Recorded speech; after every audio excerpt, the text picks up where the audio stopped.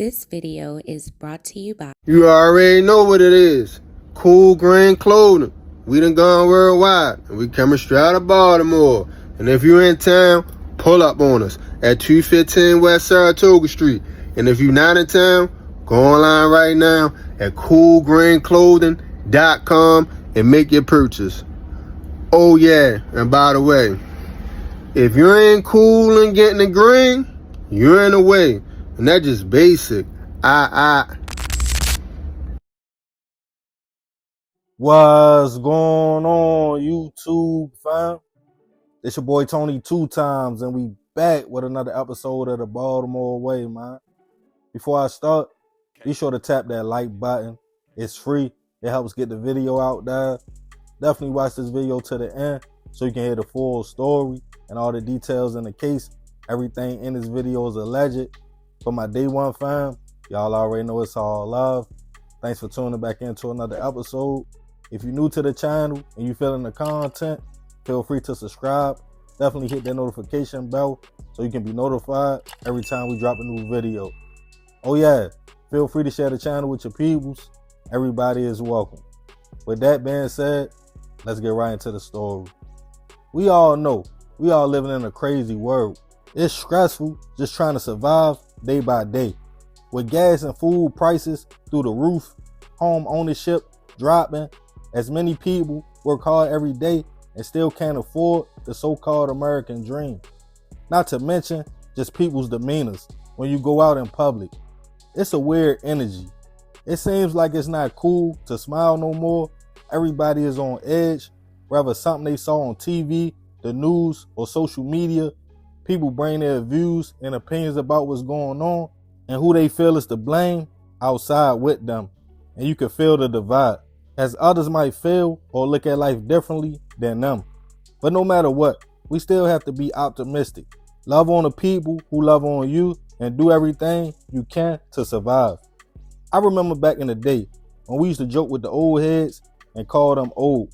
They would smile and say, "Shorty, you better hope and pray you make it to my age." But now that I'm pushing 40, I know exactly what they mean.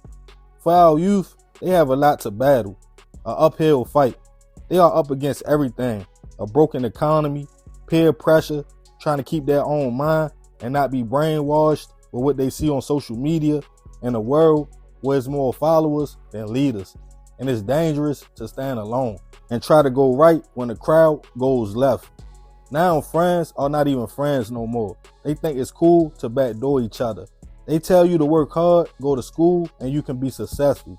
But you see every day in young men and women's faces, whether the cashier at the store or somebody in traffic, they are frustrated and exhausted. And sometimes when we are young, we tend to take a small thing, use misplaced anger, and make it a big thing.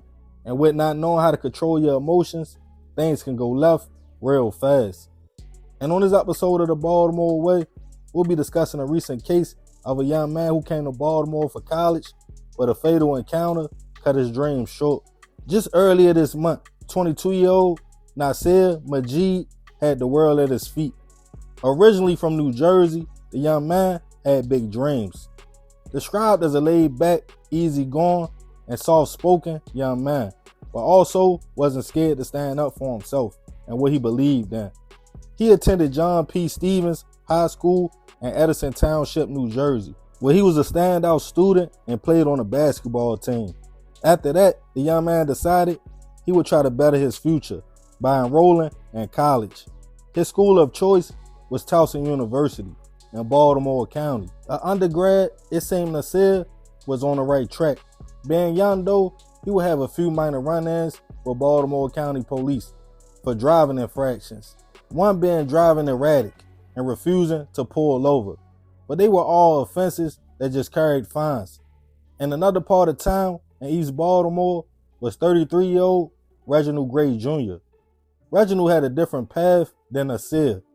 He had been in some serious trouble back in 2019. He caught an attempt and was convicted and sentenced to 12 years. But after serving a little bit under 5, he was released back in 2024. Now Reginald was trying to shake back, stay out the way, and stay free. On the afternoon of June 5th, 2026, It was a nice day outside in Baltimore County. Out Towson, people were out and about, and it was also a good bit of traffic. Nasir was outside, riding around, and Reginald was also in the area, making a few stops. At the intersection of Chesapeake Avenue and York Road, Reginald pulled up in his whip and allegedly ran a red light. While doing so, he would cross paths with Nasir, as that was the person he cut off while in traffic. While still traveling northbound on York Road, Nasir, frustrated, caught up to the car that cut him off. Then he jumped in front of it, this time cutting Reginald off. As it seemed like they were going back and forth, tick for tack, this made Reginald mad. He hit the other lane. Now him and Nasir were side by side. When seconds later, shots went off, and the car sped off, hitting 695. Witnesses who saw everything called county police. They responded to the scene to find a car that had multiple bullet holes in it, and inside was a young man struck multiple times and pronounced gone on the scene. He was unfortunately later identified as Nasir. At first, police didn't know if it was a targeted hit or what happened. But in a place like Towson, where there's cameras everywhere, that's what they focused on. While they started their investigation, the community was in shock and outraged. Students felt Towson was supposed to be safe, and a lot of locals felt the same way and stated it seemed like lately more crime was hitting the area. Some students felt they had to now watch their backs and look over their shoulders, as they felt what happened to Nasir could have easily been one of them, and the community wanted answers.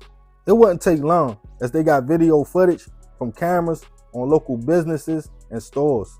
They showed the Nissan Altima with Virginia tags run a red light. The car had a sticker on it, and they also saw Nasir's Kia pull up. They used cameras in the area to track the Nissan's movements before the shooting, as it was now labeled the suspect's car. It showed the vehicle parked by some nearby apartments where they got a parking ticket before the incident happened. They were able to zoom in on the tags before running them, in which they got a hit.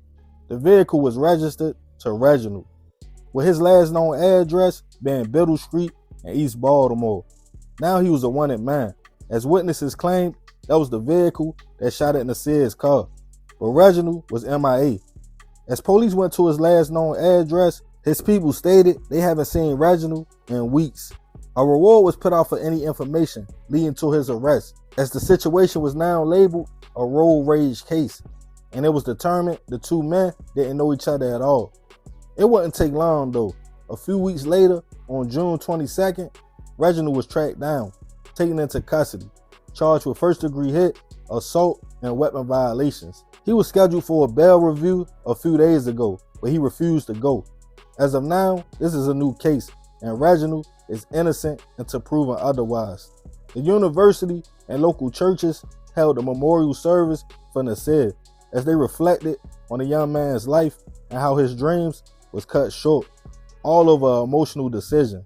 Rest in peace to Nasir. I send my prayers and condolences to his families. I couldn't imagine his parents' pain. You send your kid off to college thinking they are bettering themselves for the future, and you get a call they lost their life. Not in the streets, just doing something as simple as driving. Reginald had only been home a few years off an attempted hit charge, in which he had a second chance at life to get it right. But just like that, he is now about to face a judge again, this time a first-degree charge, all over ego and an alleged emotional decision. It shows you the mentality of our men out here. They both had multiple chances to get out the situation. Nasir could have saw Reginald run a light and jump in front of him and simply say, "Yo, geeking, let me drive back to the campus before he hits my car."